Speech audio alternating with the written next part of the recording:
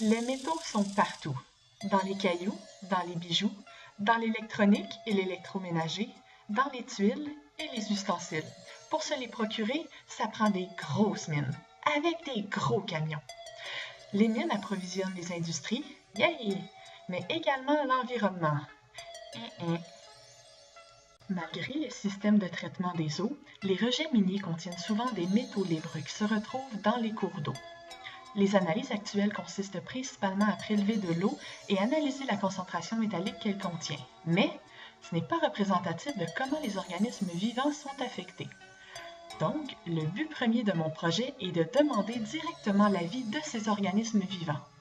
Plus précisément, du biofilm, qui agirait à titre de biomoniteur. Mais qu'est-ce que le biofilm? En fait, c'est l'ensemble des communautés vivant à la surface des substrats au fond des rivières. En fait, c'est un mélange d'algues, champignons, bactéries. En résumé, c'est la petite couche de glu qui fait qu'on glisse. Reprenons la situation de rejet minier contaminé. Lors de son passage, il fait des ravages, et le biofilm en prend note. En fait, il intègre littéralement les métaux libres. C'est de la bioaccumulation. J'analyse donc la corrélation entre le contenu métallique du biofilm et la concentration retrouvée dans l'eau. Mes métaux d'intérêt sont le plomb, nickel, zinc, cuivre et cadmium. Un projet similaire a été mené dans le sud du Québec et a donné des résultats fort encourageants.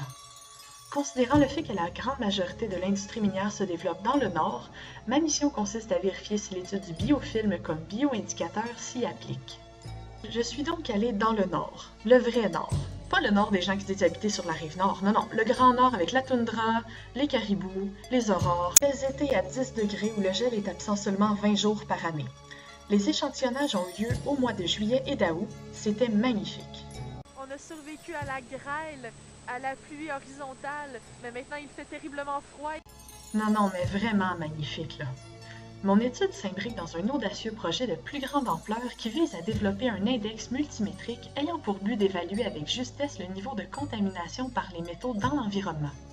Ainsi, en plus de vérifier la concentration métallique dans le biofilm, on va également étudier les diatomées, une sorte d'algue unicellulaire ayant un squelette de silice.